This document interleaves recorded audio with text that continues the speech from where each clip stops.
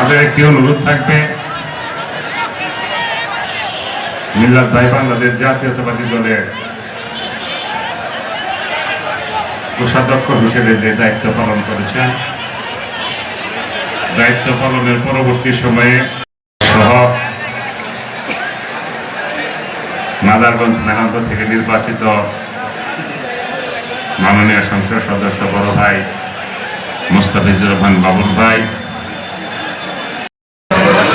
আমার সামনে উপস্থিত দেওয়ানগঞ্জ বক্সিগঞ্জের প্রিয় ভাই ও বন্ধুগণ, আসসালামু আলাইকুম। আল্লাহ পাকের দরবারে অশেষ শুকরিয়া যে আল্লাহ পাক আজকে আমাদের সকলকে এই ইফতার মাহফিলে জড়ো হওয়ার সুযোগ করে দিয়েছেন।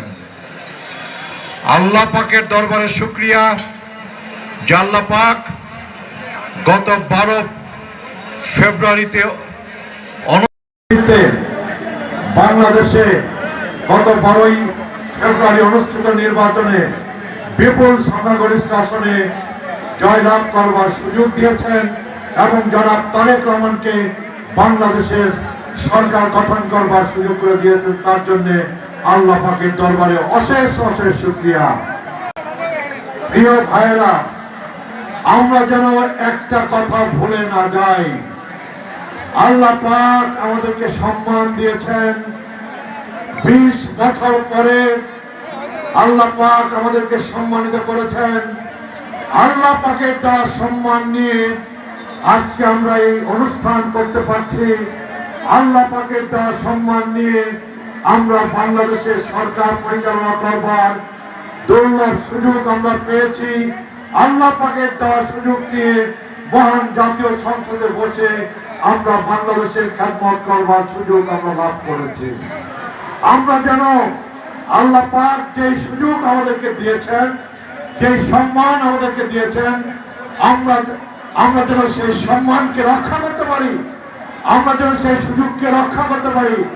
আমাদের আচার আচরণ, আমাদের কর্মকাণ্ড, আমাদের চলাফেরা, আমাদের কথাবার্তায় আমরা যেন আল্লাহ পাকের দেওয়া সম্মান, আল্লাহ পাকের দেওয়া ইজ্জত আমরা যেন রক্ষা করতে পারি এবং এবং এই বাংলাদেশের মানুষের খেদমত আমরা যেন করতে পারি। প্রিয় ভাইয়েরা, আমাদের নেতা জনাব তারেক রহমান উনি বলেছেন 31 দফা কর্মসূচি উনি বাংলাদেশের মানুষের সামনে হাজির করেছেন। উনি দেশ গঠনের পরিকল্পনা বাংলাদেশের মানুষের সামনে হাজির করেছেন। উনি 25শে ডিসেম্বর বাংলাদেশের মাটিতে পদার্পণ করে উনি বলেছেন আই হ্যাভ এ প্ল্যান। ওনার পরিকল্পনা আছে, সেই পরিকল্পনা উনি হাজির করেছেন এবং মাত্র 7 দিন 8 দিনের মধ্যেই উনি ওনার পরিকল্পনা বাস্তবায়ন করবার জন্য 31 পরিকল্পনা বাস্তবায়ন করবার জন্য একের পর এক উনি দিন নষ্ট না করে উনি শনিবারকেও কাজের দিন বানিয়ে একের পর এক নানা উদ্যোগ, নানা সিদ্ধান্ত, নানা কর্মকাণ্ড উনি পরিচালনা করছেন। বাংলাদেশের মানুষ আশা করে, বাংলাদেশের মানুষ গত 12ই ফেব্রুয়ারি নির্বাচনের দিনে আমাদের উপর বিরাট দায়িত্বভার অর্পণ করেছেন। বাংলাদেশের মানুষের অনেক চাওয়া, বাংলাদেশের মানুষের অনেক আকাঙ্ক্ষা, আমরা যেন বাংলাদেশের মানুষের চাওয়া পূরণ করি, বাংলাদেশের মানুষের আকাঙ্ক্ষা পূরণ করি এবং বাংলাদেশে একটি নতুন বাংলাদেশ গড়ে তোলা, একটি নিরাপদ বাংলাদেশ গড়ে তোলা, একটি সমৃদ্ধ বাংলাদেশ গড়ে তোলা, একটি কল্যাণকামী রাষ্ট্র গড়ে তোলা এবং সর্বোপরি একটি গণতান্ত্রিক, একটি নিরাপদ বাংলাদেশ গড়ে তোলার জন্য আমরা যেন সবাই সচেষ্ট থাকি। আমি আশা করি আমাদের প্রিয় নেতা এম রশিদুজ্জামান মিল্লাতের নেতৃত্বে কেবল দেওয়ানগঞ্জ বক্সিগঞ্জ না, আমাদের জামালপুরের সকল উপজেলা, জামালপুরের সকল পৌরসভা, জামালপুরের 5টা আসনেই